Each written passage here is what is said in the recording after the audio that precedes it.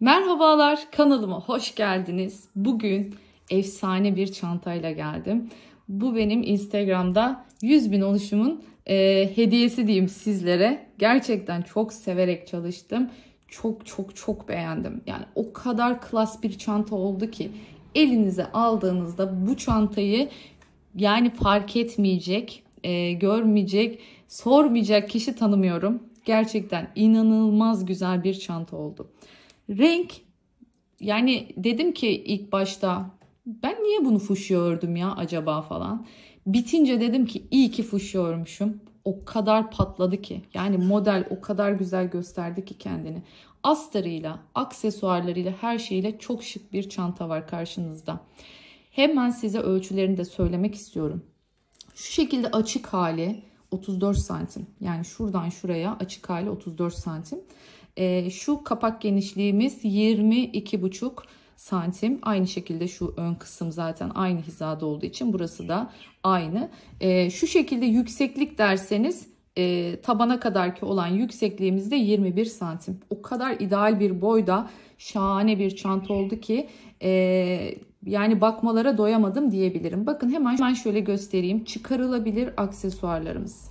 Yani bu sapımızı, zincirimizi, uzun zincirimizi yine kendim yaptım. Metrelik zincirlerden alıyorum. Böyle çok daha ekonomik oluyor. Ağız kısmına buraya rahat tutturabilmek için şu şekilde bir halka geçirdim. Yine bu da metrelik zincirlerimizden. Bir tanesini çıkarıp taktım. Bunlar da vidalı aksesuarlar. Şimdi içini de göstereceğim. Bu şekilde takıyorum. Dilersem bunu çıkartabilirim. Dilersem bu şekilde içine gizleyebilirim. Dilersem de dışında kullanabilirim. Yani zincir o kadar ağır ve kaliteli bir zincir ki çantanın bu klasına uygun olduğunu düşünüyorum. Hemen içine bakalım. Bakın astarlama kısmında zaten göreceksiniz. Bu çantamın içinde astarın nasıl yapıldığını da göreceksiniz. Yani gerçekten şahane bir video hazırladım sizlere. Her aşaması tek tek astarlamasına kadar mevcut. Şu görmüş olduğunuz kilitlerimizi, yani mıknatıslarımızın çevresindeki ördüğüm yere kadar hepsini, neyi nereye taktığıma kadar bulabilirsiniz. Bakın içini de göstereyim. Gerçekten o kadar büyük bir iç hacme sahip ki, yani telefon, cüzdan, su, ne ararsanız koydum içine, dibinde kaldı. Yani bir çanta bu kadar form olarak küçük, şık ama iç hacmi olarak da bu kadar geniş olabilir. Bu modeli dilerseniz şu şekilde içe katlayıp bu şekilde de kullanabiliyorsunuz. Yani şöyle şu formda da kullanabiliyorsunuz. Ama ben açık halini çok daha fazla beğendim. Bu kullanım şekliyle bence çok daha şık durdu çantamız. Zinciri, sapları, detayları, her şeyini bu videoda bulabileceksiniz. Heyecanla hazırladım. Siz de heyecanla beklediniz biliyorum. Instagram'da çünkü ön tiyolarını vermiştim bu çantamın. 100.000 oluşumun şerefine bu videoyu sizler için hazırladım. Umarım beğenmişsinizdir. Hala kanalıma abone olmadıysanız kanalıma abone olur. Ücretsiz biliyorsunuz abonelikler. Beni desteklerseniz çok mutlu olurum. Zil butonunu da aktif hale getirirseniz videolarım yayınlandığında bildirim alabilirsiniz. Bu çanta aslında çok ünlü bir markanın çantasıydı. Yani inanılmaz yüksek fiyatlara satılan marka çantalardan birinin tasarımıydı. Ama tabii ki de ben onu yine değiştirdim, yine dönüştürdüm. Sadece model ona ait. Onun dışındaki tüm detaylar bana ait. Şu çiçekli detay kısmı sadece o çantada gördüğüm şekilde çıkarttım. Ama bambaşka bir tasarım oldu. Gerçekten umarım beğenmişsinizdir. Hazırsanız başlayalım. Şimdi ben görüyorsunuz belli bir aşamaya kadar bunu getirdim.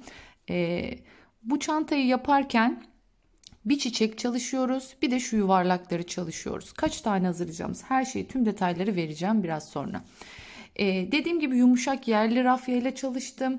Yumuşak yerli rafyanın biliyorsunuz çok daha güzel, yumuşak ve görüntü açısından da çok da hoş bir örümü var. Yani örmek keyif veriyor açıkçası bu rafya ile çalışırken. Sert rafyalar için çok aynısını söyleyemeyeceğim. Bakın şu an ütülenmediği halde bile gayet oldukça güzel görünüyor. Bir de bunu tersinden, yani şöyle şu şekilde tersinden koyacağız.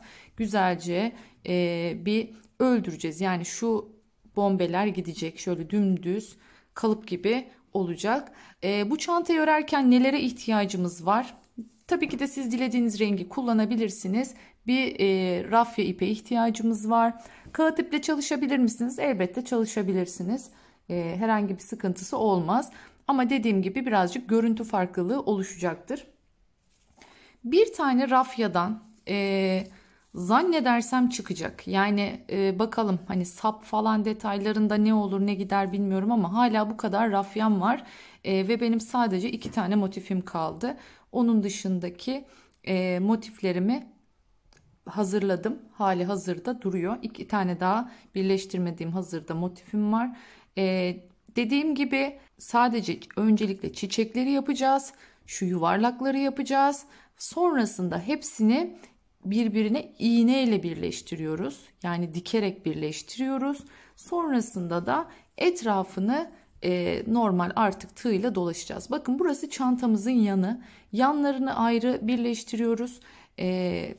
Gövde kısmını ayrı birleştireceğiz ve birleştirme şekilleri birazcık birbirinden farklı olabilir. Her detayı tek tek vereceğim. Hiç merak etmeyin. Dediğim gibi bu yumuşak yerli bir rafya olduğu için haliyle ipimiz ince, örümü güzel. O yüzden 3,5 milimlik bir tığ kullanıyorum bu çantayı örerken. Bunu da söylemiş olayım. Şimdi dilerseniz hiç zaman kaybetmeden motiflerimizi nasıl hazırlıyoruz? Hemen onunla başlayalım. Şu detayı da vermek istiyorum. Şu hazırlayacak olduğumuz yuvarlaklar aslında bizim şu çiçeklerimizin gövdesiyle aynı. Yani o yüzden burada ekstra bir şey yapmıyoruz. Şu gövdeyi hazırladığımızda zaten şu yuvarlağı hazırlamış olacağız. O yüzden o aşamada tekrar hatırlatacağım bunu ama tekrardan bir yuvarlak örmek için de ekstradan video çekmeye gerek görmüyorum bu sebepten dolayı. Şimdi başlayalım dilerseniz. Öncelikle sihirli halka ile başlıyoruz. Şimdi burada yalnız dikkat etmeniz gereken bir nokta var. Rafya ile çalışıyorsunuz. Rafya çok dayanıklı bir ip değil. Yani bakın şöyle yaptığımda görüyorsunuz kopabiliyor. Çünkü bunlar yumuşak rafyaları oldukları için bakın şöyle açtığımda göreceksiniz ince bir dokusu var. O yüzden sihirli halka yaparken mutlaka dikkat etmenizi ve söylediğim püf noktalarına uymanızı tavsiye ediyorum.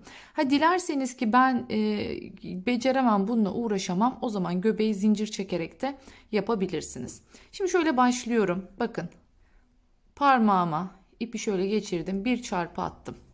Görüyorsunuz. Tığımı alttan soktum. Şu ipimi çıkartıyorum. Kıvırdım bakın tığımı. Görüyorsunuz değil mi? Şöyle döndürdüm tığımı ve bunu burada sıkıştırdım. Bu şekilde sihirli halkamı yapmış oldum. Şu ipimi bırakmıyorum. Bu ipimi de içinden döndüreceğim. Şimdi hemen içine 9 tane sık iğne yapacağız. 1 2 Sıkıştırma işlemimizin kolay olması için bunu hafif hafif küçültüyoruz örerken. 3 yani birden yapıp da hepsini bir seferde sıkıştırmaya kalkarsanız kopabilir. O yüzden böyle yaptıkça yavaş yavaş sıkıştıracağız. 1 2 3 4 5 olmuş. Şöyle 6.'yı yaptım. Bakın artık iyice küçültmeye başlıyorum. Çünkü sadece 3 bakın kastettiğim şey buydu. Ne oldu? Koptu. Ama sıkıntı değil zaten ipi içinde kalacak biliyorsunuz. Yani aslında bu ip buradan başladı. Böyle dolanıp geldi. O yüzden herhangi bir şekilde sıkıntı yok. Yeterince küçültmüştüm zaten. Sorun olmadı. 7 8 ve 9.'yu da yapıp şimdi ilk yaptığım sık iğnenin üzerine giriyorum ve ilmek kaydırmayla burayı birleştiriyorum. Bakın ilk sıramızı yapmış olduk. Yani şu göbeği yapmış olduk. Şimdi devam ediyorum. 2 tane zincir çekiyorum burada. İpimi arttım. Aynı noktaya bir daha giriyorum. Şimdi burada her birine çift yapacağız ama ikili trabzan yapacağız. Bakın ikisini çektim, uzat bıraktım, ikisini bir daha çektim. Tekrar gösteriyorum. İpimizi arttık. Artık yan taraftaki sık iğnenin içine giriyoruz. Girdim, çıkarttım. Bakın birincisini biraz uzatıyorum. İkisini çıkarttım. Tığımda 2 tane var. Yine ikisini çıkarttım. İpimi arttım. Aynı yere bir daha batıyorum. Böylece bu sırada hepsini ikilemiş oluyoruz. Her bir sık iğnenin üzerine 2 tane trabzanımı yapmış oluyorum. Böylece toplamda kaç olacak? 18 tane trabzanım olmuş olacak bu sıraya geçtiğimizde, yani bitirdiğimizde. Hemen tekrar son kez gösteriyorum. 2 2. Bakın bu şekilde hepsine çift batıp hemen sıra sonuna geliyorum. Şimdi geldim sıra sonuna. Bakın şurada benim bir ilmek kaydırmam var. Görüyorsunuz değil mi? Bu ilmek kaydırmanın da üzerine bir tane yapıyorum. Diyeceksiniz ki şimdi 19 tane oldu. Şöyle söyleyeyim. Şu zinciri kaybedeceğim aradan. Yani bu ilmek kaydırmanın üzerine yaptığım trabzan aslında bu zincirin yerine geçmiş olacak. Çünkü bakın zincirimin üzerine değil, ilk yaptığım trabzanın üzerine ilmek kaydırıyorum bu şekilde. Böylece göbeğimi tamamlamış oldum. Eğer siz bunu yuvarlakları yaparken de aynı bu işlemi yapacağınız için ne yapacaksınız? Şuradayken, buradayken ipimizi keseceğiz. Şurayı iğne ile ilmek kaydırmayı yapıp örneklerimizi bu şekilde kapatacağız, yuvarlaklarımızı. Ama biz şimdi çiçeğimizi yapacağız. Dediğim gibi yuvarlakları yaparken bu yöntemle yapabilirsiniz. Yuvarlaklardan ne kadar yapacağız? Hemen onu söyleyeyim. Yuvarlaklardan 12 tane yapıyoruz. Çiçeklerden 16 tane yapacağız. 16 çiçek yapıyoruz. 12 tane yuvarlak yapıyoruz. Çünkü yuvarlaklarımızı sadece gövdede kullanacağız. Kenarlarda yuvarlak yok. Bakın şöyle göstereyim. Kenarlarda yuvarlak kullanmıyoruz. O yüzden sadece önde kullanacağımız için 12 tane yuvarlak yapıyoruz. Şimdi yukarı çıkabiliriz. 2 tane yine zincirimi çektim. İpimi arttım. Şimdi aynı yere tekrar batıyorum. 2. Görüyorsunuz, aynı yere tekrardan battım. Şimdi birinciler çift olacak. Arttım, tekrar yanındakine girdim.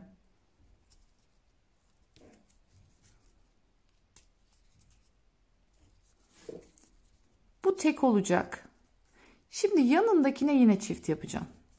Yani toplam 5 tane trabzanım olacak. Bu 5 trabzanı 3 tane göz içine kuruyoruz.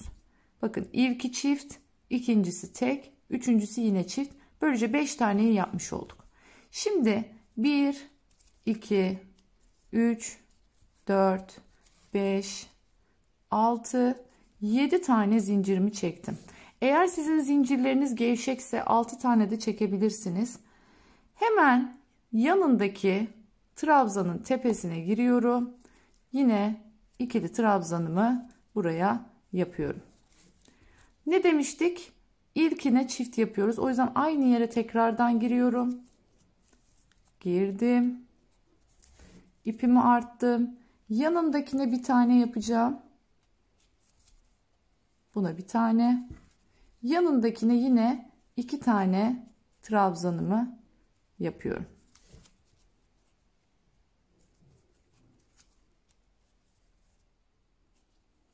Bak, yine bir beşlimiz oldu. Tekrardan 7 tane 3, 4, 5, 6, 7 tane zincirimi çektim. İpimi arttım. Geldim yanındaki trabzanın tepesine. Hep bu şekilde sıra sonuna kadar geleceğiz. Tekrar hatırlatıyorum.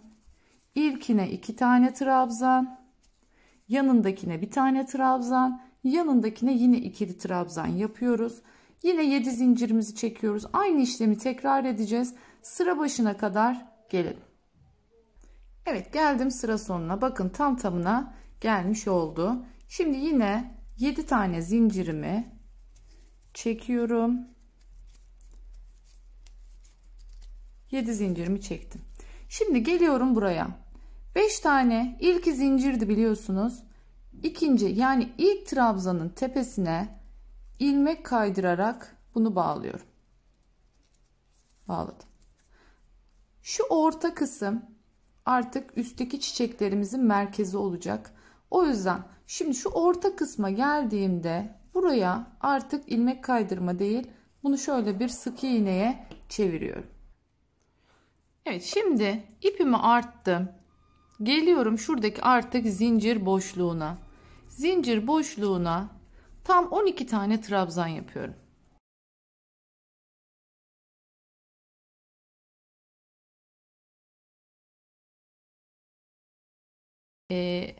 Sağ olsun bir aslında takipçimin isteğiydi bu. Meltem Hanım bu çantayı yapar mısınız, örer misiniz dedi. Tabii ben her zamanki gibi birazcık uyarlama yaptım. Hani birebir olmasa da yani evet çiçekler aynı görünüyor ama aslında onu daha düzgün hale getirdim. Yani şöyle söyleyeyim, normalde bunlar 10'luydu, bunları 12'li yaptım, bunlar 4'lüydü, bunları 5'li yaptım çünkü daha düzgün olabilmesini sağladım çiçeklerin bu sayede. Yine şu kenarlarında şuralarda böyle farklı görüntüler vardı. Çiçeklerin görüntüsünü çok kapattı yanına yapılan işlemler. Onları değiştirdim.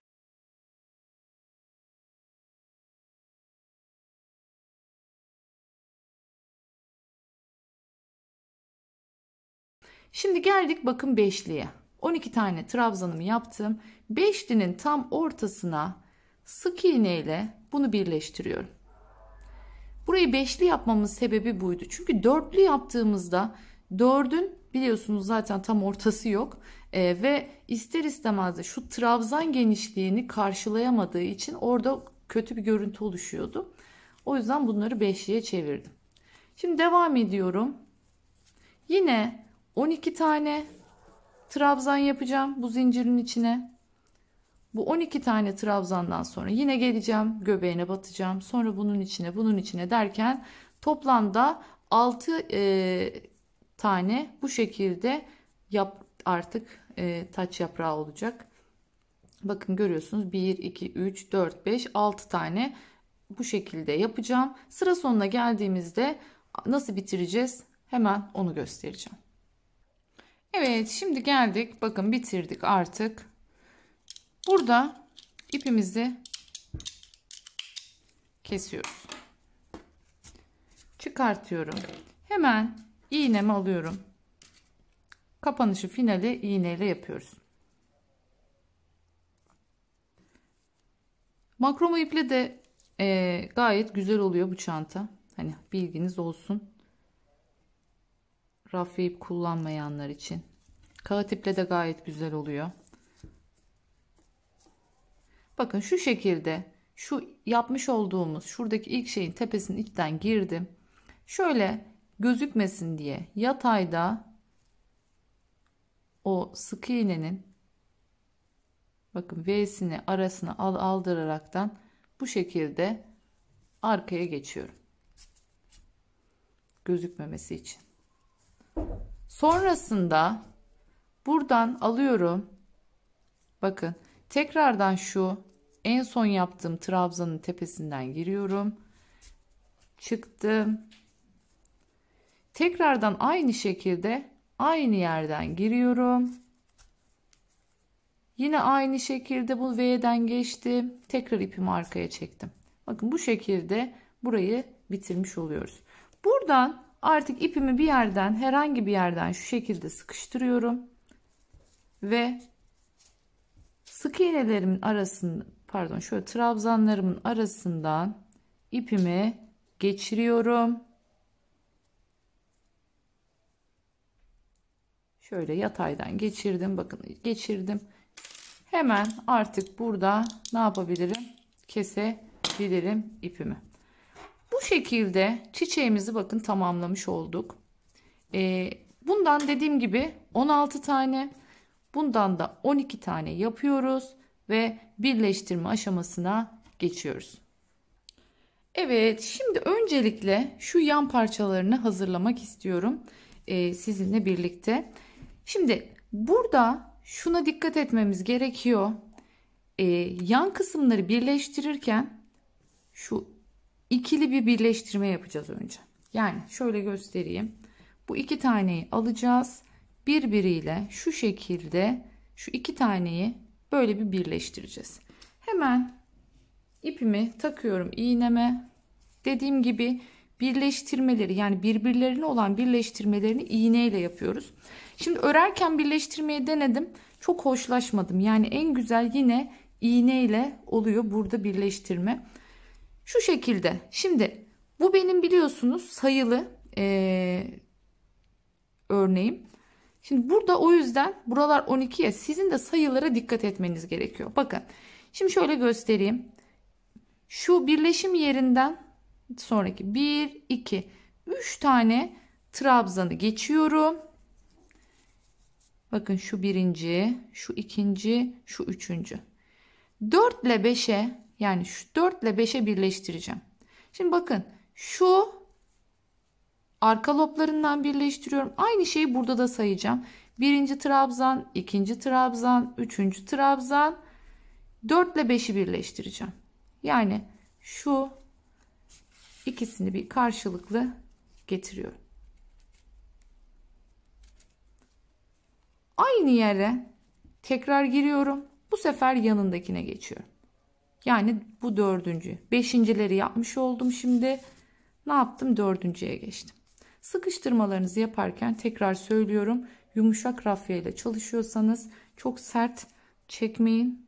Kopma yapabilir.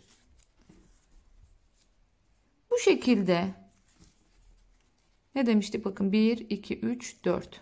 Buradaki dördüncüye de girdim. Ve şu birbirlerine bakan iç loblarından bunları ne yapmış oldum? Ağız ağza tutturmuş oldum. Bu şekilde. Şunu kesebiliriz. Onu sonra her zamanki gibi ne yapacağız? İğneyle gizleyeceğiz. Şimdi burada diğer tarafı tutturacağım ya. Buraya nasıl geçiyorum? Arkadan şöyle başlıyorum. Yine yataydan ara ara böyle trabzanlarımın arasından geçiyorum yavaş yavaş.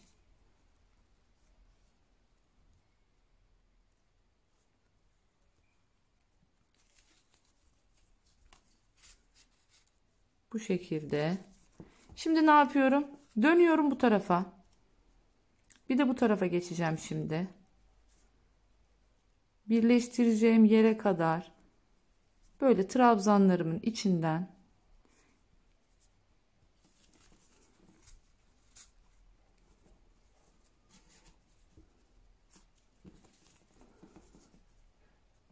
ipimi geçirerek geliyorum. Birleştireceğim yere kadar. Evet, geldim. Şimdi yine aynı şekilde burada da 1, 2, üçüncüyü geçtim. Dördüncüyü bakın şu içteki lobdan girdim. Yine burada da 1, 2, üçüncüyü geçtim. Dördüncüyü bu şekilde bağladım. Şimdi yine aynı şekilde alttan giriyorum. Bu sefer dördüncüyü değil beşinciden girdim. Yanındaki trabzanın tepesinden buradan da beşinciyi girdim. Ve böylece bakın ağzını birbiriyle birleştirmiş oluyorum. Yine aynı şekilde arkada şöyle bir ipimi sıkılaştırıyorum. Şöyle tekrar geçiyorum aynı yerden. Bu şekilde sıkılaşmış oluyor. Sonrasında gördüğünüz gibi şu tepedeki trabzanların arkadaki ilmeklerinin arasından ipimi şu şekilde kaydırarak yok ediyorum. İpimin fazlasını burada kestim. Aynı şekilde ipimin bir de başlangıcı vardı hatırlarsanız. Bunu da gizleyelim.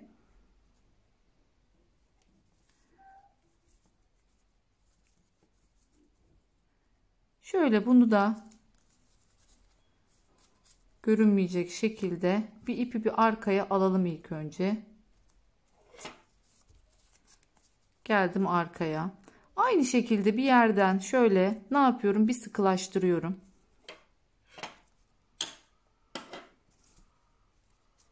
Şöyle bir sıkılaştırdım. Sonra yine aynı mantık arkadan trabzanların arasından geçiyorum. Ve bu ipimi de burada yok etmiş oldum.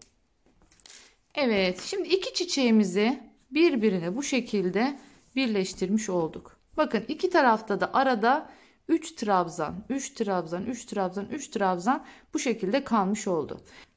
Dilerseniz şuradan hemen başlayalım. 3 taneyi bırakacağız. Şu ortadaki ip aynı buradaki gibi. Bakın şuradaki gibi buradakinden de bırakacağız. Şuradan başlıyorum. 1, 2, 3. Şu 3 taneyi bir bıraktım. Sonra tepede 1, 2, 3, 4 taneyi bıraktım. Sonra şuradaki artık bundan başlayacağım. Şöyle tepesine girdim. Altında ne kadar kaldı? 1, 2, 3, 4 tane kaldı. Tekrar gösteriyorum. Neredeyiz? Bakın tam şuradayız. Şurada 4 tane bırakıyorum. 5.'den şimdi başlıyorum. Şimdi burada zincir çekerek başlayacağız. Kaç tane zincir çekiyoruz? Tam 8 tane zincir çekiyoruz burada. 1, 2, 3, 4, 5, 6, 7, 8 tane zincirimi çektim. Daha sonra ipimin üzerine 1, 2, 3 kere doluyorum. Bakın 1, 2, 3 kere doluyorum. Aynı çıktığım yani zincir yapmaya başladığım yere tekrardan giriyorum. Ve şimdi ikili ikili çıkartmaya başlıyorum. İkisini çıkarttım. İkisini çıkarttım. İkisini çıkarttım. İkisini çıkarttım. Bu şekilde şunu yapmış olduk. Bakın. Şöyle burada bir V oluşturmuş olduk. Sonrasında ipimi arttım. Bu sefer zincir çekmiyorum. Tam şu çiçeğin ortasındaki yaptığım sık iğnenin tepesine geliyorum. Pardon, 3 kere artmayı unuttum. 1, 2, 3 tane arttım. Geldim tepesine. İkisini bir, ikisini bir, ikisini bir, ikisini bir bu şekilde çıkarttım. Şimdi araya 3 tane zincir çekiyorum. 1, 2, 3 tane zincir çektim. 3 tane zincir çektikten sonra şimdi aynı şekilde burada da bırakıyorum 4 tane. 1, 2, 3, 4 tane bırakıyorum. 5.'nin tepesine girip ilmek kaydırıyorum. Bakın bu şekilde. Hemen yanındaki 6.'ya kaydırdım. 7.'ye kaydırdım. 8.'ye kaydırdım. Altta 1, 2, 3, 4 tane kalacak yine alt kısımda. Hemen 1, 2, 3 zincirimi çektim. İpimi 3 kere doluyorum. Doladım. Geldim şu ortadaki ikisinin ortasındaki sık iğneye. 2, 2, 2, 2 dedim. Ve hepsini ne yaptım? Bitirdim. Bakın nereye gelmiş olduk şimdi? Şuradayız. Şöyle göstereyim. Şuradayız. Devam ediyoruz şimdi. Şimdi hiçbir şekilde zincir almıyorum. Yine 3 kere doluyorum. Tığımın üstüne. Nereye geçeceğim? Hemen buradan 1, 2, 3 tane atlıyorum. 4.'ye giriyorum. 2, 2, 2, kamerayı netleyelim ve 2 diyoruz. Bakın yine üçgenimi yapmış oldum. Şimdi 3 tane 2, 3 zincir Geldim. Bu sefer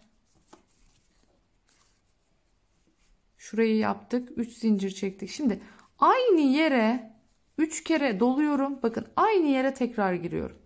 Alttaki aynı yere tekrar girdim. Üçgen yapmak için. Evet, bakın. Şu üçgeni oluşturduk. Şimdi artık ipimi 3 kere arttım ama zincir çekmiyorum. Geldik şimdi buradakinin simetrini. 1, 2, 3 boşluk vardı ya burada. Aynısını burada bırakacağız şimdi. 1, 2, 3 boşluk bıraktım. Dördüncüsünün tepesine yine 2, 2, 2, 2. Çektim. Uzun trabzanımı yaptım. Şimdi devam ediyorum. 1, 2, 3 tane çektim. Yine aynı yere giriyorum. Pardon. 3 kere dolamayı yine unuttum. Girdim. 2, 2, 2, 2. Evet. Şimdi artık şöyle bunu da yaptım.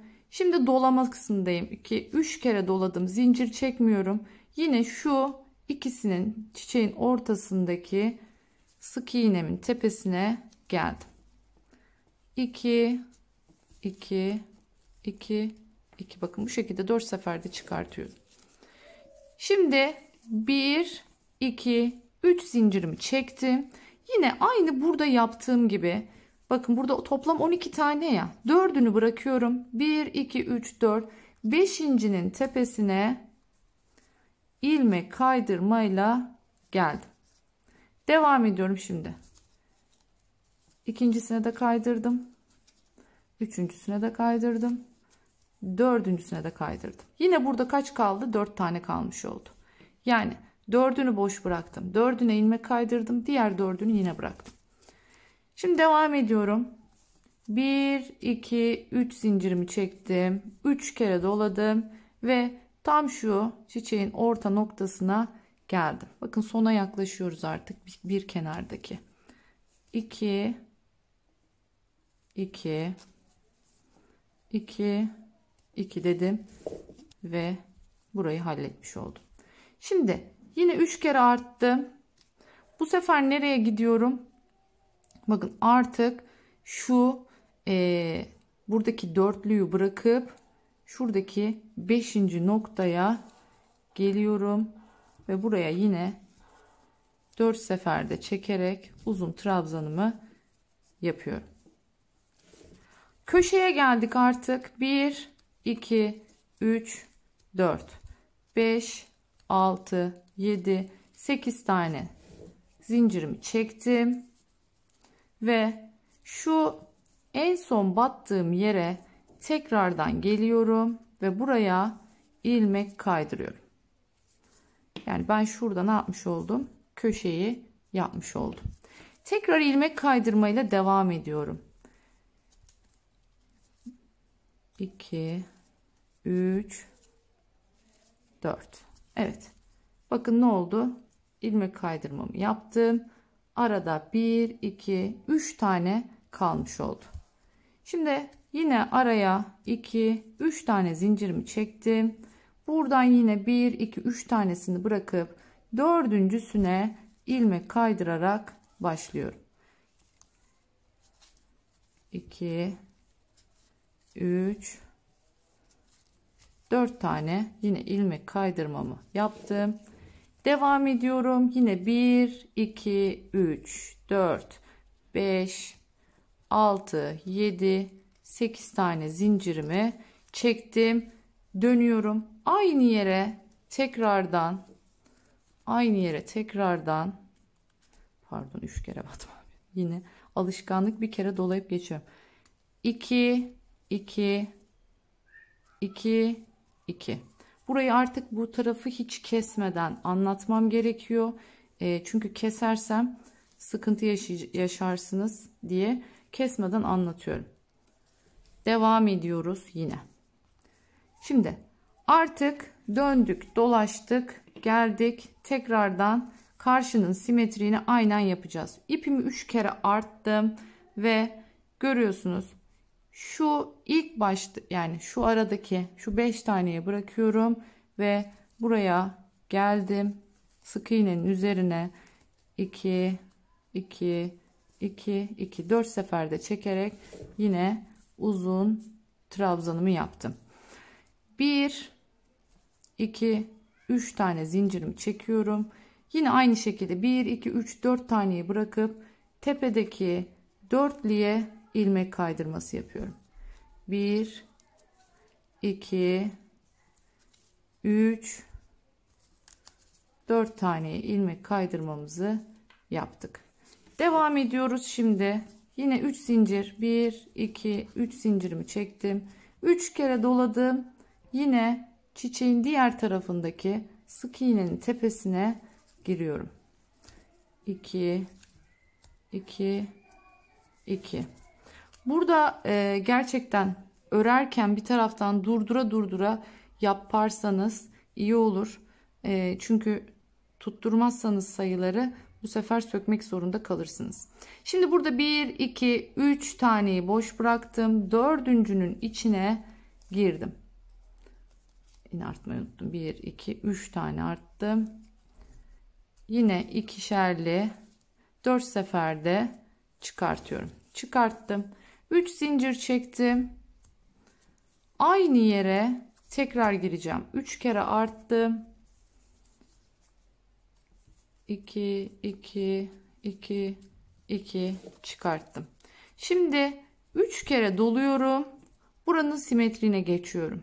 Yani burada da bakın 3 burada, 3 burada, ortadaki dördüncüye batıyorum. Yine 4 seferde çıkararak uzun trabzanımı yaptım. Tekrardan 3 tane zincir. Aynı yere tekrar yapacağım. Bakın ipimi 3 kere doladım. Geliyorum. Aynı yere tekrar. 2 2 2 2 yaptım. Şimdi ne yapıyorum? Artık 3 kere dolayıp şu dip noktaya, yine iki çiçeğin yaprağının ortasına giriyorum. 2 2. Evet, yine 4 seferde bakın çektim. 3 tane zincirimi yine aldım. Şuradan sayıyorum. 1 2 3 4. 5.'nin üzerine ilmek kaydırmayla geldim.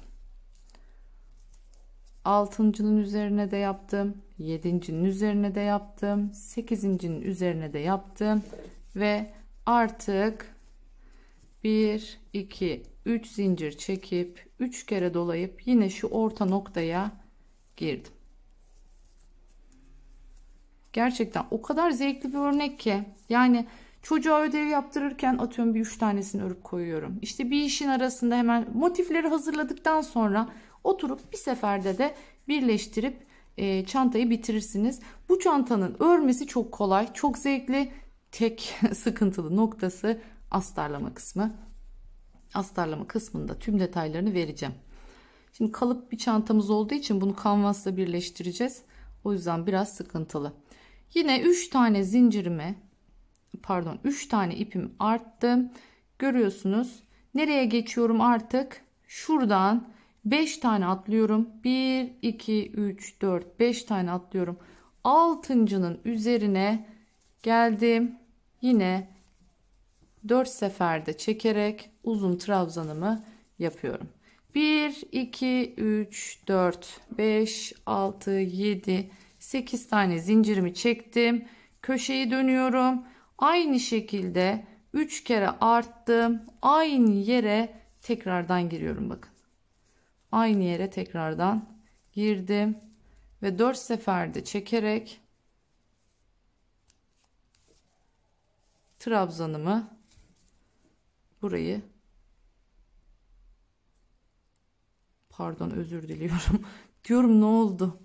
4 tane çekmiyorum. İlmek kaydırmayla aynı yere giriyorum. Hemen devam ediyorum ilmek kaydırmayla. İkinciyi de yaptım. Üçüncüyü de yaptım. Dördüncüyü de yaptım. Araya birleşme aşamasındayız. 1, 2, 3 zincirimi çektim. Hatta burada 4 de çekebilirsiniz. 1, 2, 3. Bakın 3 taneyi bırakıyorum. Dördüncünün tepesine ilmek kaydırmayla bağlanıyorum. Devam ediyorum. İlmek kaydırmaya. Başladığım yere gelene kadar ilmek kaydırmayla devam ettim. Evet, bakın gördüğünüz üzere artık zor kısmı tamamladık. Çünkü neden? Buradan sonrası sadece sık iğne ile gidecek. Zaten her şeyi hazırladığımız için bunun üstü kolay gidiyor. Şimdi köşede 8 zincir çekmiştik hatırlarsanız. Üzerine devam ediyorum. 8 tane buraya ne yapacağım? Sık iğne yapacağım. 3, 4, 5, 6, 7, 8. 8 tane sık iğnemi yaptım. Şöyle zincirin üzerine kaydırayım onu. Şimdi geliyorum. Burada şunu yapacağız yalnız. Şu tepelere battığımızda delikler oluşuyor. Onu önlemek için burada bunun tepesine değil arasına batacağız. 8 tane yaptım sık iğnemi. Geldim ortasına bir tane battım. Sonrasında bunun arasına 3 tane 2 3 tane sık iğnemi yapıyorum. Şu şekilde sık iğnelerimi yaptım. Devam ediyorum. Şimdi burada biliyorsunuz 4 tane ilmek kaydırmamız vardı. Bunları da içine alacak şekilde batıyorum. Yani burada bu ilmek kaydırmaları yok edeceğiz. Üzerine sık iğne yapacağız ve sadece bir sık iğne görüntüsü olmuş olacak burada.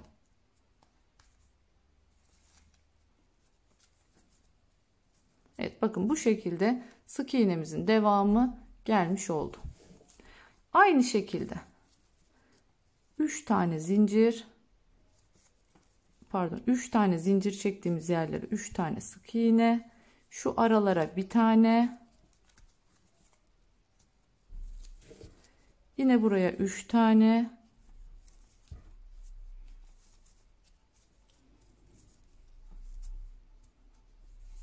bakın yine şu araya bir tane,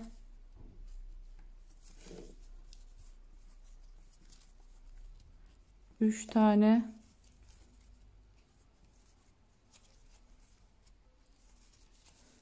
araya bir tane, bir, iki, üç tane, tepeye ilmek kaydırdığımız yerlere 4 tane. Bakın ilmek kaydırmayı da içine alıyorum burada. Tepesine yapmıyoruz. İlmek kaydırmalarımızı da içine aldık. Ve bu şekilde sık iğnelerimizin devamı gibi görünmesini sağlamış olduk. Aynı şekilde devam ediyorum. Şimdi artık anlaşıldı diye düşünüyorum. Şu tepelerde 4 tane sık iğne var. Şu aralarda 3'er sık iğne var. Şu birleşim yerlerin arasına bir tane sık iğne atıyoruz sadece. Şu köşelerde de 8 tane sık iğnemiz var. Hemen ilk başladığımız yere kadar dolaşıp geliyorum. Evet, sonuncuyu da yaptık, geldik. Artık burada bitirmiş olduk. Şimdi ben burada ipi mecburen bitireceğim. Çünkü diğerine geçeceğim için. Ama siz yaparken dilerseniz koparmadan da direkt kanvas üstüne kısmına da geçebilirsiniz. İpleri kesmekten korkmayın. Bölmekten korkmayın. Dediğim gibi iğneyle gizledikten sonra zaten tertemiz olacak. Yani herhangi bir yerde iplik vesaire sıkıntısı yaşamayacaksınız. O yüzden çekinmeyin. Şimdi biz bunu burada bir sırada bıraktık. Yani bir sıra sık iğne dolaşıp bıraktık. Bunun üstüne olan yapacak olduğumuz turu kanvasın üzerine geçeceğiz. Kanvasla beraber yapacağız. Biliyorsunuz metreyle satılıyor kanvaslar. Ondan alacağız. İstediğimiz ölçüde keseceğiz. Yani tam şunun istediğimiz ölçüde. Önce ütüleyeceğiz tabii ki de bunları. Sonra son sırayı kanvasa tutturaraktan öreceğiz. Onu da hatırlatmış olalım. Bakın şimdi nasıl birleştiriyordum hatırlarsanız. Yanındakine yaparsam göz artar. Bir sonrakinden giriyorum.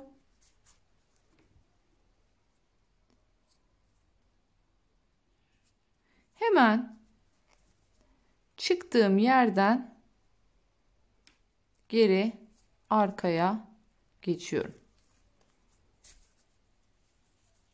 Böylece dediğim gibi bakın, bu yapmış olduğumuz ilmek kaydırma bir alttaki ilmek kaydırmanın tam üstüne gelmiş oldu. Böylece gözümüz falan artmadı. Bu başlangıç ipimizde.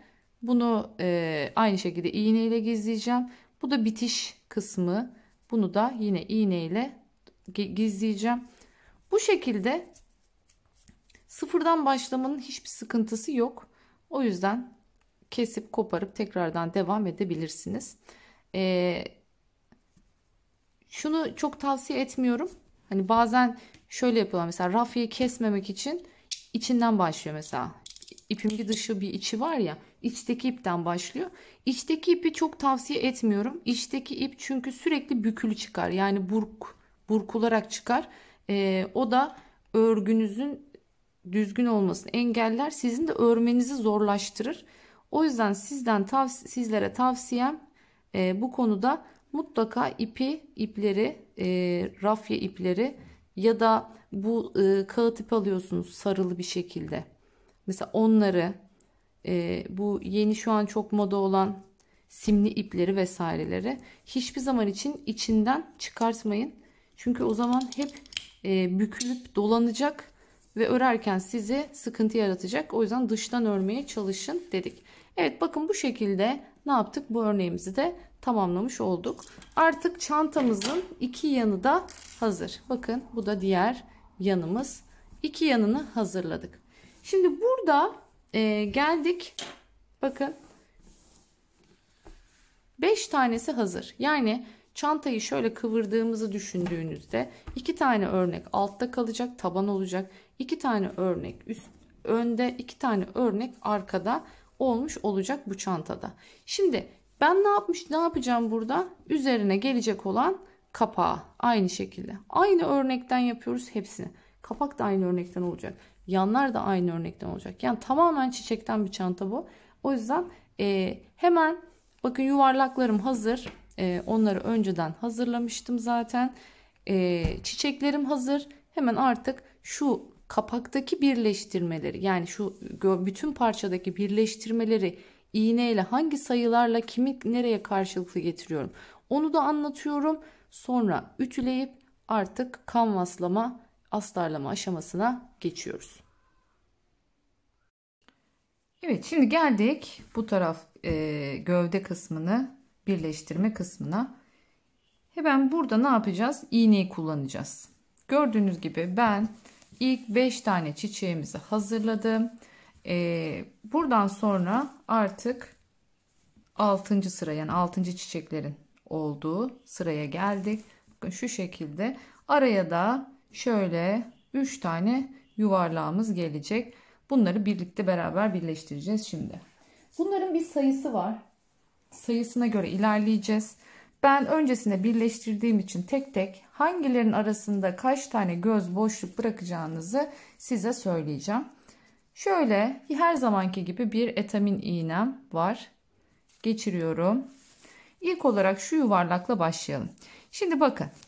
Diğerlerindeki yaptığımın aynısını yapıyorum. Bu arada renk çok farklı gözüküyor. Işıktan kaynaklanıyor.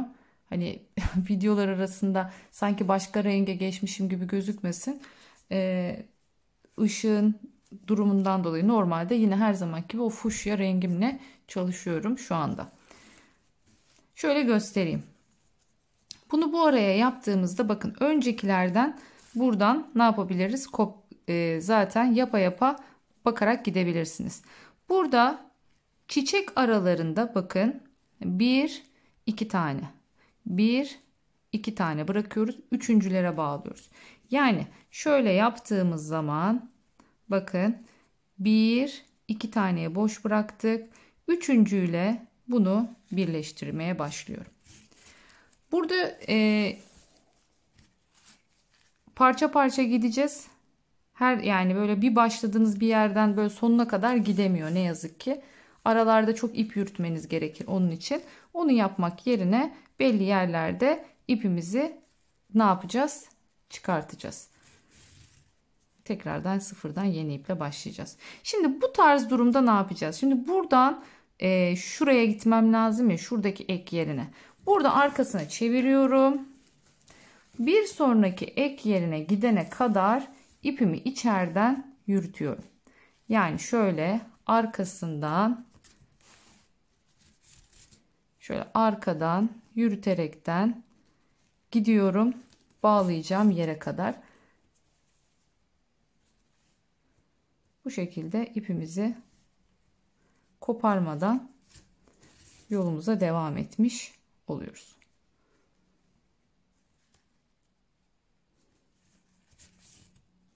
Evet. Şimdi çeviriyorum. Yine buradaki araya bağlayacağım. Yine aynı şekilde bakın. 1, 2 göz bırakıp üçüncüye bağlayacağım. Peki burada bunların arasında ne kadar göz bırakıyoruz? 2 göz bırakıyoruz. 1, 2 göz bırakıp üçüncüyü buradan bağlıyorum. Hep bakın birbirlerine bakan içteki ilmekleri birbirine geçiriyorum. Yani V'lerin birer kanadını, birbirlerine yakın olan kanatlarını birbirine geçiriyorum. Bir kere geçirmiyorum yalnız. Şöyle bir tur yaptıktan sonra ikinci turu da aynı şekilde aynı yerden geçiriyorum. Yine bakın bu sefer nereye geleceğim? Bu sefer bu noktaya geleceğim. Bu noktaya gelene kadar tekrardan ipimi arkadan yine yuvarlağın içinden yürütüyorum.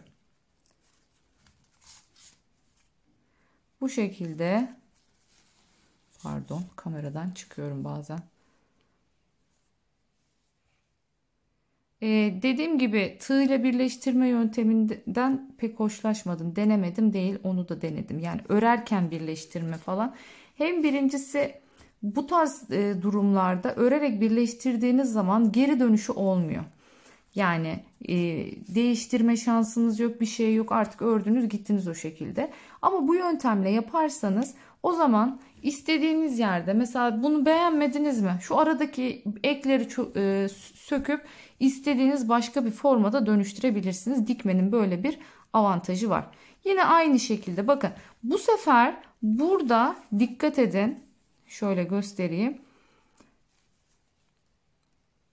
Bir, şu ek yerine bakarsanız ek yerinden sonra yine 1 2, ek yerinden sonra yine 1 2. Şimdi burada bu sefer 1 2 3 1 2 3 tane yapıp bakın yine aynı noktaya gelmiş oluyoruz. Yani şu eklem yerinden itibaren 1 2 atlayıp üçüncüye girmiş olduk.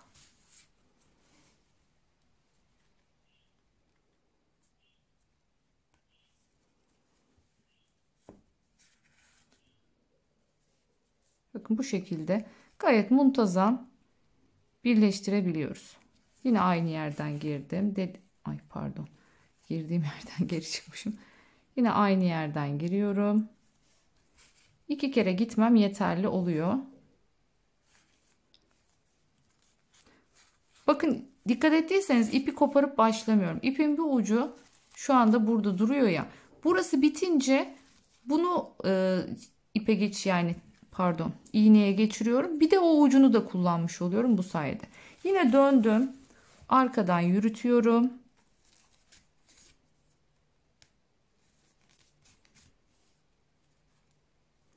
Şöyle çıktım. Yine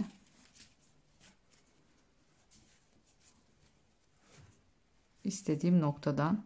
Yine üçüncü.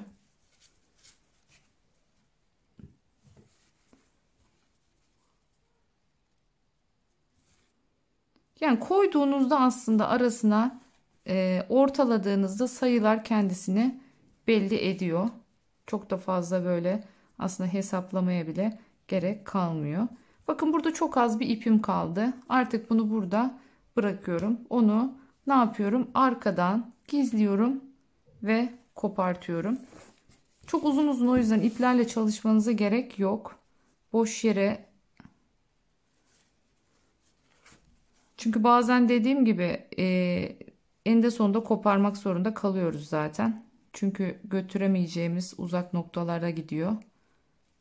Boş yere içinden dolandırmaktansa o kadar. Bu arada hala birinci ipteyim. Yani çantanın önünü, arkasını, bütün örneklerini bitirdik ve hala birinci bobindeyim. Yani 150 gramlık rafya ile bütün çantayı ördüm. Tabii ne kaldı geriye? Daha bunun çerçevesi var. Çerçevesini öreceğiz.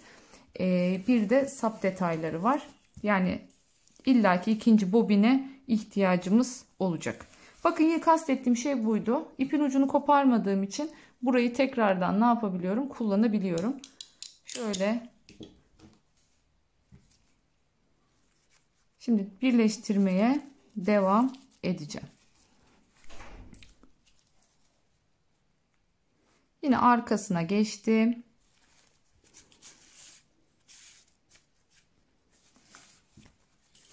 Yine aynı şekilde yuvarlağın içinde ilerlemeye devam ediyorum. Ta ki nereye kadar? Şu görmüş olduğunuz orta noktaya gelene kadar. Arkada kalacağı için çok böyle sık gitmeme de gerek yok açıkçası. Yani inanın gündüz çekiyorum ama bugün öyle bir hava var ki ışık o kadar, hani ters ışık dedikleri bu olsa gerek. Oda geziyorum ama bir türlü doğru ışığı yakalayamadım. Umarım söylediklerimle, anlattıklarımla anlaşılır oluyordur. Geldim bakın bu sefer şu yuvarlağın artık orta noktasına. Bu orta noktasında bunu ikisini birbirine bağlayacağız. Bakın şöyle sayabilirsiniz. 1, 2, 3, 4, 5, 6, 7, 8, 9. Evet, 9 tane var. 4 burada boşluk bırakacağım. 1, 2, 3, 4. 5.'den bakın şöyle çıktım. Burada herhangi bir yerden bağlıyorum.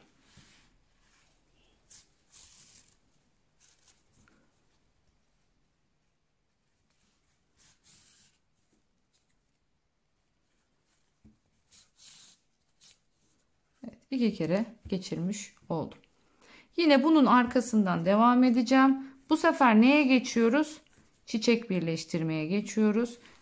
Bu çiçeği şu yuvarlakla birleştireceğim. Sonra döneceğim. Burayla birleştireceğim. Sonrasında çiçekleri çiçeklere birleştirme kısımlarını yapacağım. Mantık anlaşıldı diye düşünüyorum. Gerçekten şöyle bakın, tekrar göstereyim. Şöyle baktığınızda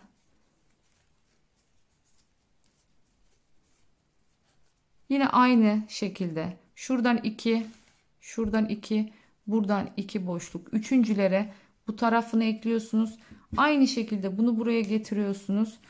Şuradan 2 boşluk, buradan 2 boşluk. Üçüncülere yine bu tarafını ekliyorsunuz. Sonrasında ne yapıyorsunuz? Şu çiçeklerin tek kısımlarını şöyle birbirine ekliyorsunuz. Şöyle. Ve sonrasında aynı şekilde buraya bunu yapacağız. İsterseniz şu çiçekleri etrafına bir ekleyeyim. Ondan sonra tekrardan bir göstereyim. Evet bakın, bunu ekledikten sonra dönerken şununla şunu bağladım. Sonra döndüm, bununla bunu bağladım. Şimdi arkadan dolaşıp bu sefer şunları bağlayacağım birbirine. Yani şu iki çiçekleri bağlayacağım birbirine.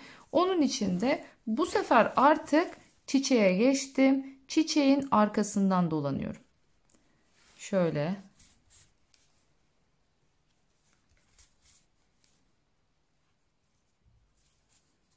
Arkasından dolandım. Çeviriyorum yüzünü. Bakın burada şu eşitliği vermemiz lazım. Şurada görebilirsiniz. 1, 2, 3, dördüncüye. Yani bu sefer göbekte 1, 2, 3 tane bırakıyoruz ve dördüncüden giriyoruz. Aynı şekilde burada da şöyle şöyle bakayım bir. Evet, 1, 2, 3 taneyi bıraktık, dördüncüye. Şimdi çiçeğe de bu şekilde birleştirmiş oldum. Devam ediyorum arkadan yürümeye. Şimdi şu uca geleceğiz. Oyucu da birleştirdiğimizde bu ipi artık burada işimiz bitecek. Diğer tarafı birleştirmek için yeni ipe geçeceğiz. O yüzden dedim hani çok uzun uzun ipleri yapıp da, çünkü ipi her bu raf şeylerin arasından geçirdiğinizde ipiniz ister istemez yıpranıyor. Bakın fark etmişsinizdir. Görüyorsunuz rafya nasıl bir hale geldi. O yüzden çok da fazla uzun tutmayın. Şöyle devam ediyorum.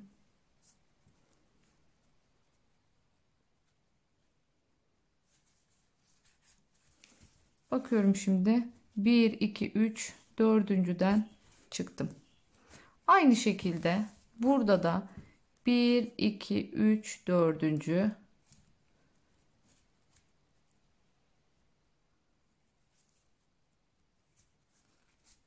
bu şekilde burayı da karşılıklı birleştirmiş oldum. Çevirdim arkaya. Şimdi ipimi artık gizleyeceğim. Herhangi bir yerden şöyle bir sıkılaştıralım. Aynı yerden 2 kere geçiyorum. Şöyle burada bir sıkılaştırmış oldum. Bunu düğümlemiş oldum. Şimdi şöyle herhangi bir yerden, aralardan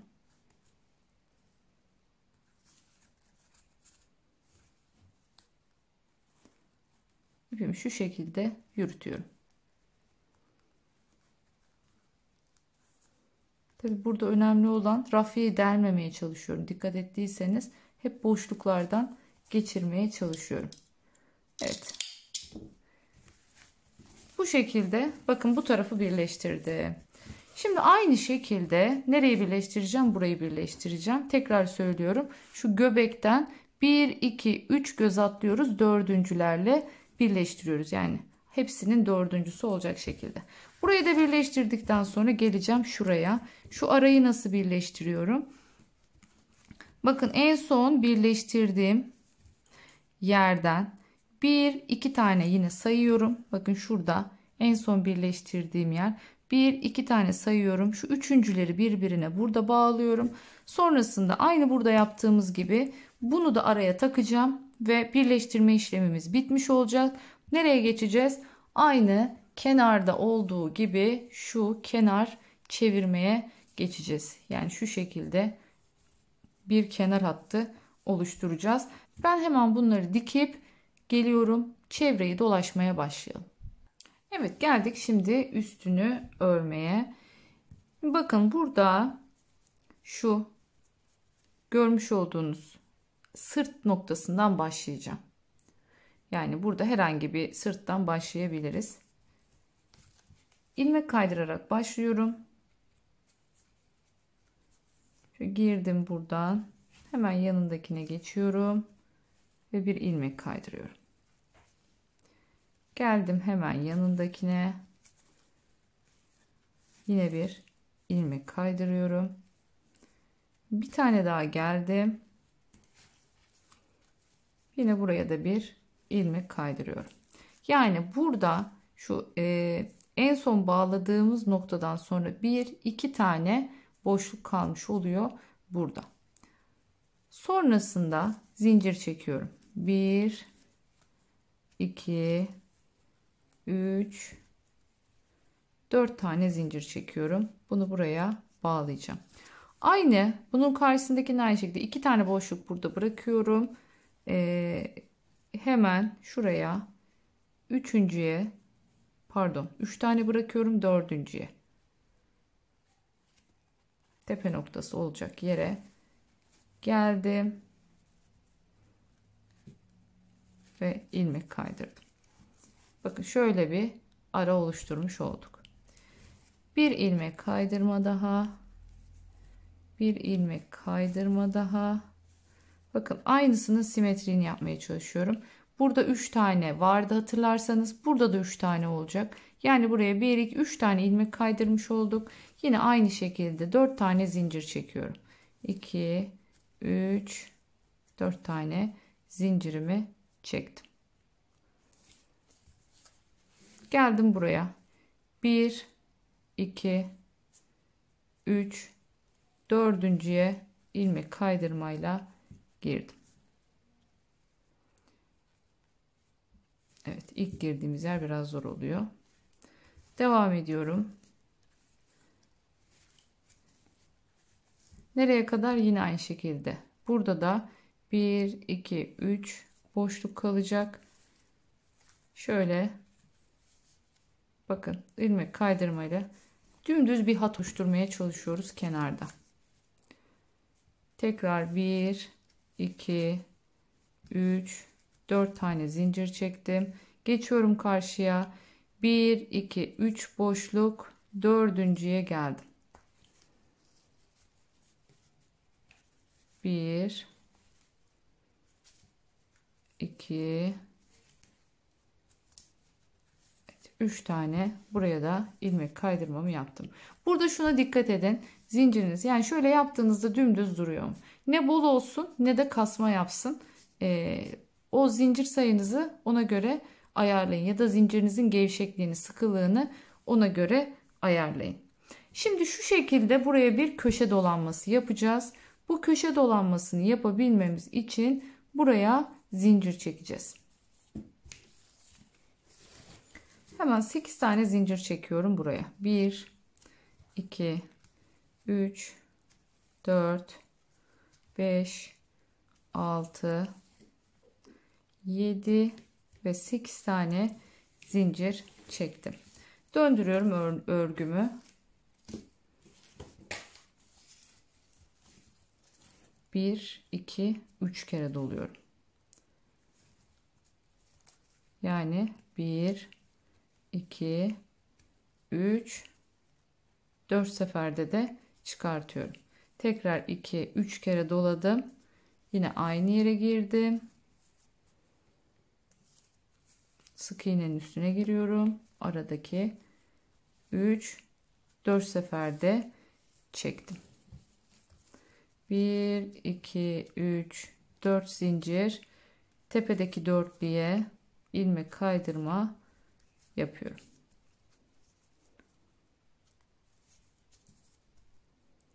Üç, 4. Evet. Şimdi buradan sonra artık bakın şu şekilde devam ediyoruz. Görüyor musunuz?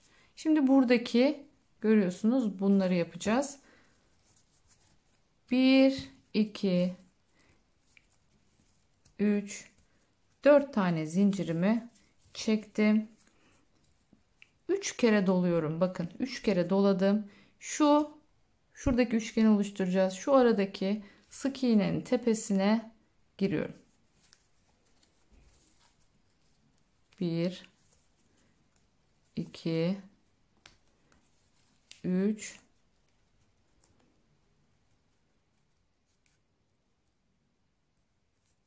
4 seferde çekmem gerekiyor. 4 de bitti. Sonra yine 1 2 3 tane arttım. Nereye giriyorum? Hemen şunun ortasına. 1 2 3 4 5 6 7 8 tane ya burada. Şuradan hemen dördüncüsüne giriyorum. İkisine bir giriyorum. 1 2 3 dördünü birden topladım. Şimdi yine araya 1 2 3 4 tane zincir çektim. Geçtim buraya. Yine hemen ne yapıyorum? Yanına.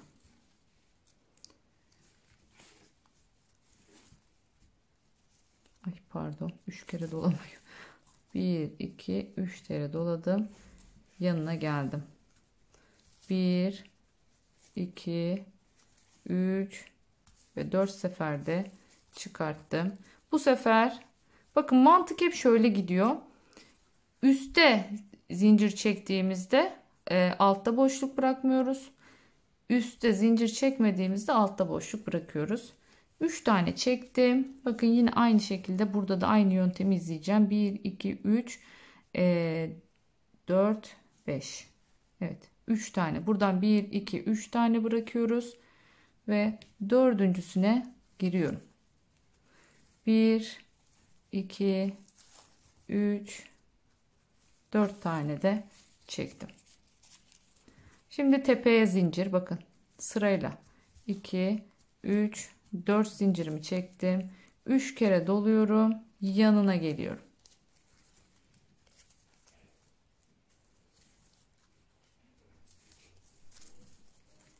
Burayı da bitirmiş oldum. Şöyle bakın. Görüyorsunuz. Aynı yöntemle gidiyoruz. Şimdi bakın, üstte zincir biraz önce çekmiştim. Artık çekmiyorum. 3 kere doladım. Nereye giriyorum? Yine şu aradaki sık iğne boşluğuna, sık iğneye giriyorum. Şuradaki arada, şu başlangıç şeyiymiş bu. O yüzden girmekte zorlanıyorum.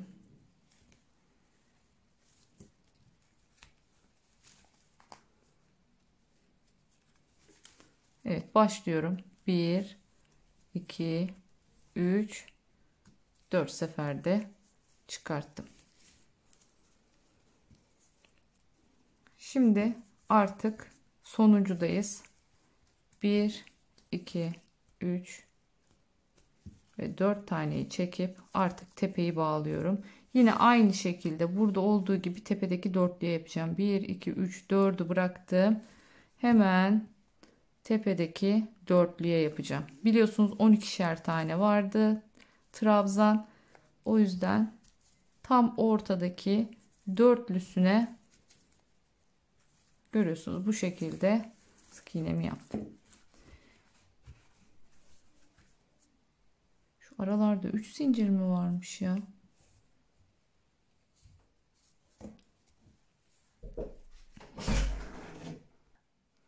Evet, şimdi artık bu tarafa bağlama zamanı.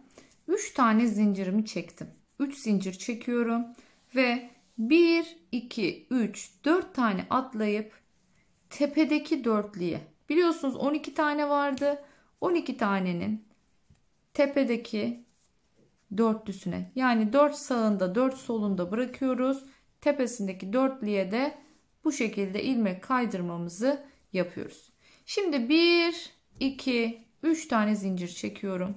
1 2 3 kere doluyorum.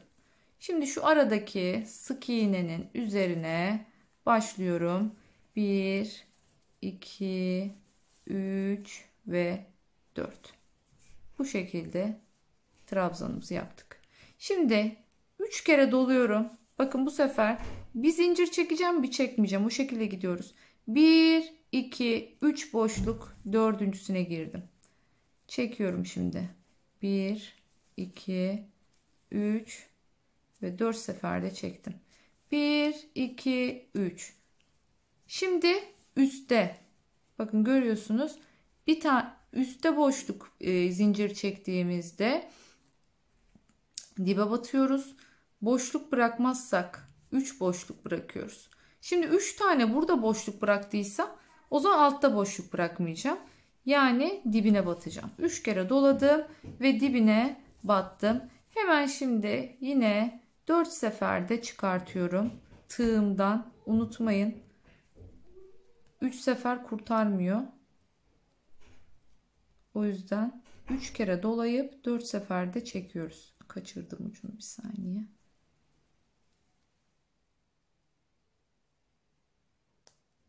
Ya böyle videodan izlediğinde bu kadar fazla parçalı, aşamalı çantalar sanki çok zormuş gibi geliyor ama inanın hiç öyle değil.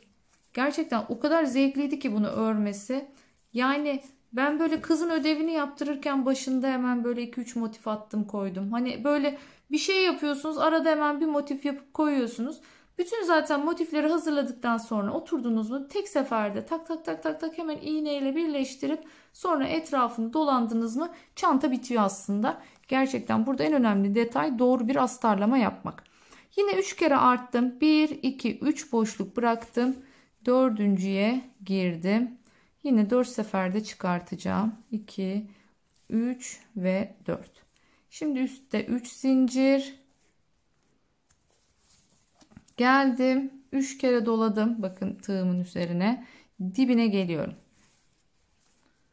Yine 4 seferde çıkarttım. Bu sefer yine zincir yok. 3 kere arttım. Şuraya araya sık iğnenin tam üzerine giriyorum. 1 2 3 4. Şimdi buraya da battık. 2 tane zincirimi çektim. 2 zincirimi çektikten sonra buraya giriyorum. 1 2 3 4 tane trabzanı atladık. Tepedeki 4 trabzanın üzerine ilmek kaydırma yapıyorum. Şu ilk baştakine ve sondakine 2 tane yapmaya karar verdim. Ortalar üçlü kalacak. Şu kenarları 2 olarak yapacağım. Biraz ilerledim, baktım bollaşma yapıyor. O yüzden ben söktüm, tekrardan başladım. 4 tane yaptık. Bakın şimdi 2 tane zincir çektim. İpimi 3 kere arttım. Dibinden şu dipteki sık iğnenin tepesine yine trabzanımı yapıyorum. Bu şekilde trabzanımı yaptım. Şimdi 1 2 3 kere doluyorum. 1 2 3 ilerliyorum. Dördüncüye 1 2 3 4. Yine 4 seferde çektim. 1 2 3 tane sık iğnemi yaptım. 3 kere doladım. Hemen yanına tekrardan giriyorum. Yine 4 seferde çekeceğim trabzanımı. 3 kere doluyorum, yine geçtim karşıya. Yine buradan sayıyorum. Bakın 1 2 3 dördüncü biraz sonra batacağım. Şu beşinciye batıyorum.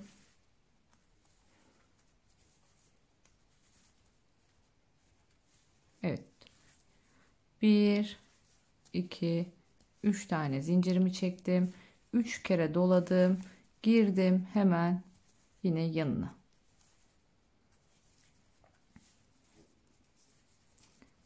1 2 3 kere doladım.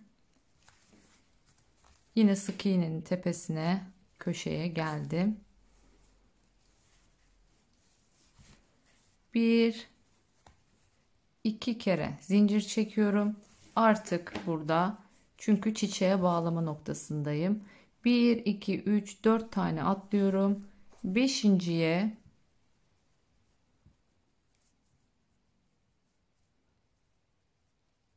evet, ilmek kaydırıyorum. 3 4 tane ilmeğimi kaydırdım. 1 2 tane zincirimi çekiyorum. Bakın şimdi daha şöyle baktığınızda daha düzgün olmuş oldu. Dilerseniz şunu da yapabilirsiniz. Mesela bunu 3 tane çektiniz ama şu şekilde sık sık çekersiniz. O da dengeler. Yani burada aslında dediğim gibi zincir genişlikleriniz önemli. Eğer sıkı sıkı yapıyorsanız zincirlerinize 3'te kalabilir.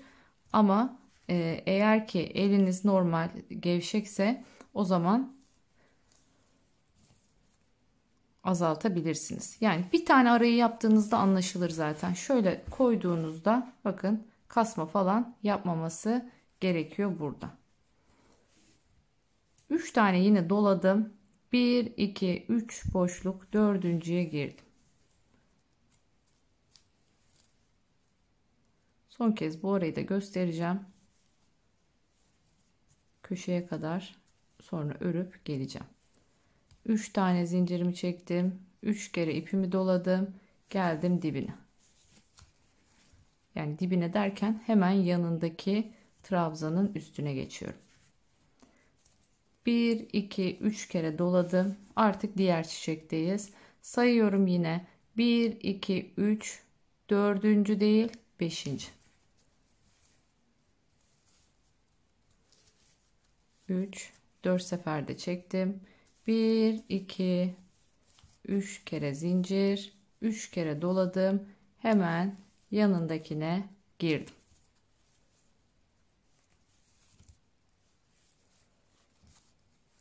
Üç kere doluyorum yine. Artık çiçeğin şu dip noktasındaki sık iğnenin tepesine giriyorum. 2 3 4 Artık burada 2 zincir çektim. 1 2 3 4 5.'ye ilmek kaydırarak geçiyorum. 1 2 3 ve 4. Yine 1 2 3 tane şu dibe sıkı sıkı zincir çektim. 3 kere doladım. Hemen çiçeğin dibindeki sık iğnenin üzerine giriyorum. Bugün o kadar çok video çektim ki aynı anda 3 çanta videosu, gerçekten sanki sesimin artık böyle yorulduğunu, yorgunluğun sesimden anlaşıldığını düşünüyorum. Kusura bakmayın.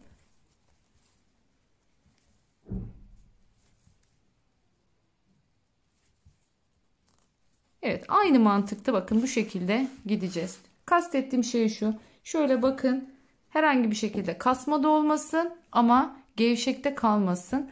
Ona dikkat ederekten zincir ölçünüzü kendiniz ayarlayın. Yani bir tane arayı ördüğünüzde hemen anlarsınız zaten bolluk var mı yok mu. Hani 2 mi yapmalıyım, 3 mü yapmalıyım, orada ayırt edebilirsiniz. Ama şu sonu mutlaka 2 yapın. Çünkü ilmek kaydırmada yaptığımız için ilmek kaydırma bizim 3. zincirimiz gibi oluyor.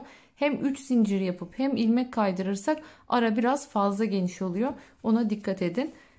Evet, bu şekilde şimdi sıra sonuna kadar geleyim. Zaten az kaldı. Bakın 2 boşluğum kaldı. Şuraya sıra sonuna geleyim. Köşeyi nasıl dönüyorduk tekrardan bir hatırlatacağım. Şimdi geldik sona.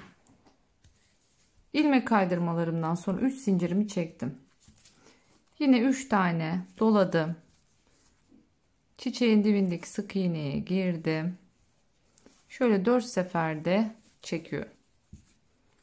2 3 kere doladık. Burada artık nereye giriyoruz biliyor musunuz? Şu tepede yapacaktık ya. 1 2 3 4 5. Şu görmüş olduğunuz tepede yaptığımız 3 tane vardı. Onun hemen bir öncesine giriyoruz. Yani kaçıncıya girmiş oluyoruz? 1 2 3 4 5.'ye girmiş oluyoruz.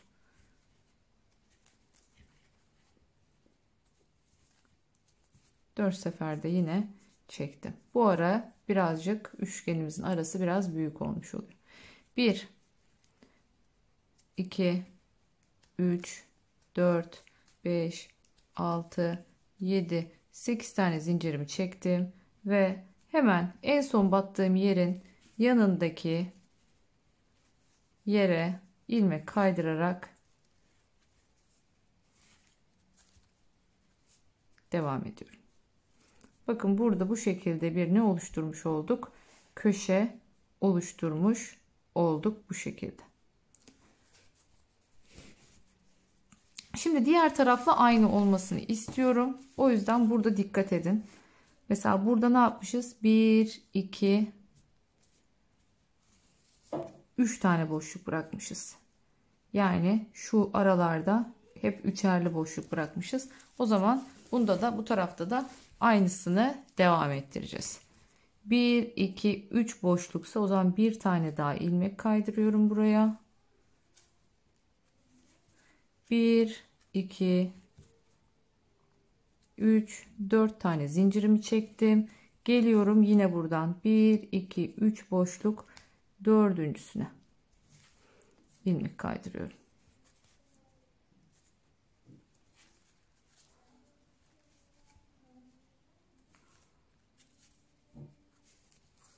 Bakın yine burada 1 2 3 tane bıraktım. Hemen araya yine 4 zincirimi çektim. Geliyorum 1 2 3 tane boşluk bıraktım, dördüncüsüne. Yani karşıda yaptığımızın aslında aynısını yapıyoruz burada. Bilmiyorum, biraz uzatayım. 2 3 bakalım bir sayalım. 1 2 3 boşluk var. Evet, tamam. 1 2 3 4 tane boşluk çektim. Pardon, zincir çektim. 1 2 3 boşluk bıraktım. Dördüncüsüne giriyorum ilmek kaydırmayla. 3 tane bakın yaptım yine. 1 2, 3, 4 tane zincir çektim. Geldim buraya 1, 2, 3 boşluk bıraktım. Dördüncüsüne girdim. 2. Şimdi şurada tekrardan sayalım. 1, 2, 3, 4, 5.'ye girecektim. O zaman 6.'ya kadar ilmek kaydırıyorum. Bu şekilde bu karşıyı da bitirmiş olduk. Son kez bu köşe dönüşünü de gösterip artık 3, 4, 5, 6, 7, 8. 1, 2, 3 kere doladım. Hemen yanındakine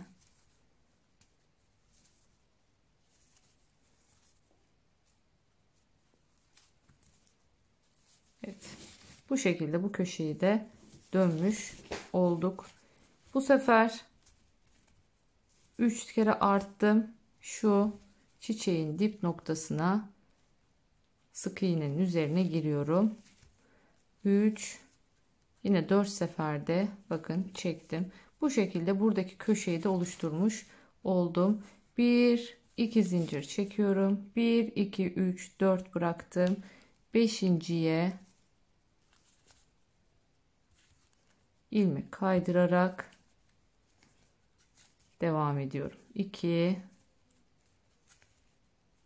3 ve 4. Buradan sonrası artık hep aynı şekilde devam edecek. En son şurada başlamışız bakın. Buraya kadar gelelim ve sonra sık iğne sıramıza geçelim. Evet. Görüyorsunuz çerçeveyi dolaşırken artık ipim bitti. Yani şu şekilde 150 gramlık bir rafya ipten sadece son sırayı dolaşmış olacağız tüm parçalar için. Bir de dediğim gibi sap detaylarını çalışacağız. Zaten ikinciyi elinde sonunda almanızı öneririm. Çünkü rafyaların kalınlıkları markadan markaya değiştiği için benim rafyam yetti ama sonuçta hani bu kadar getirdi. Sizinki belki daha fazla götürebilir, belki daha az götürebilir. Ne olur ne olmaz. Çünkü bir daha aynı tonu tutturamazsınız. Yani her yıkama, her paket, her seride farklı çıkıyor.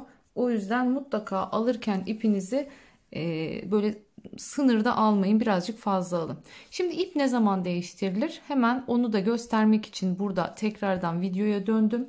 Bununla ilgili de çok soru geliyor.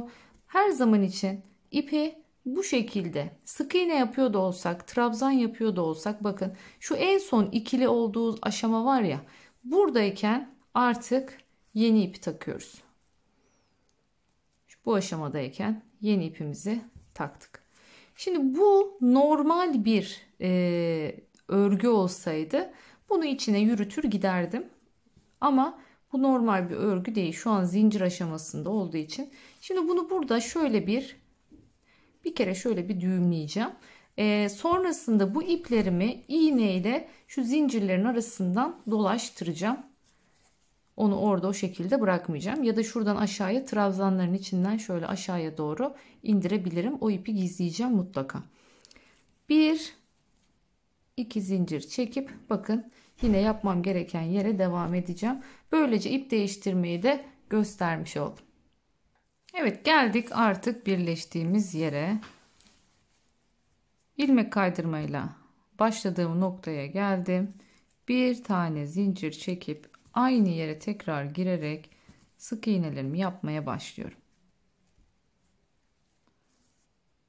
Şimdi burada artık sık iğnelerimi yaparken şu ilmek kaydırmaları da içine alıyorum. Buna dikkat edelim. Bu ilmek kaydırmaları yapma amacımız buydu. Yani şimdi biz ilmek kaydırma yapmayıp da eğer buralara sık iğne yapmış olsaydık o zaman burada tek sıra sık iğne, buralarda çift sıra sık iğne varmış gibi olacaktı. Böylece her yerde bir sıra sık iğne görüntüsü oluşsun diye bunu yaptık. Kaç zincir varsa zincir sayısı kadar sık iğne ile gideceğiz burada. Mesela burada 4 zincir var. O zaman 4 tane sık iğne yaptım. Yine aynı şekilde giriyorum. ilmek kaydırmayı da içine alacak şekilde burada sık iğnelerimi yapıyorum. Kastettiğimiz şey şu. Bakın şöyle baktığınızda hep tek sıra halinde, sanki böyle var ya, bunlar hazırmış da böyle biz sadece etrafına sık iğneyle dolaşmışız gibi bir görüntü olacak. Bu şekilde ilerleyeceğiz.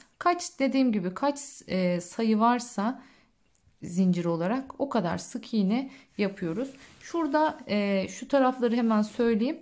Hatırlarsanız şu bağladığımız yerlerde, mesela ben burada hep 3 yaptım ama bağladığımız yerde 2 yapmıştım. Bunun sebebi de ilmek kaydırmanın da bir zincir gibi gözükmesinden dolayıydı. Ondan dolayıydı. Yani o yüzden her araya burada da ne yapacağız? 3'er tane normal sık iğnemizi yapacağız. Bakın şurada göstereyim. Her zincire 3'er tane. Sadece şunu söyleyeceğim. Şurada şu görmüş olduğunuz yerde biliyorsunuz 2 tane normalde trabzanımız var. Buraya 3 sık iğne yaptık ya. Bu 2 trabzanların tepesine batmıyoruz hiçbir şekilde. Yine onu da boşluğa batacak şekilde bir tane buraya batacağız sadece. Bir tane boşluğa, yani burada aslında şu kesişim yerlerinde birer tane göz eksiltmiş oluyoruz böylece. Çünkü zincirlerimiz daha küçük ama sık iğnelerimiz daha büyük bir yer kaplıyor. O yüzden tam şu birleşim yerlerinde bakın 1, 2, 3 şu aralara batacağız. Bunları birer tane batacağız. Boşluklara da söylediğim gibi 3'er tane yapacağız. Hemen bu şekilde dolanıp geliyorum. Artık sonrasında ütülüyorum. Ütüledikten sonra kanvas aşamasında, astarlama aşamasında tekrardan birlikte olacağız.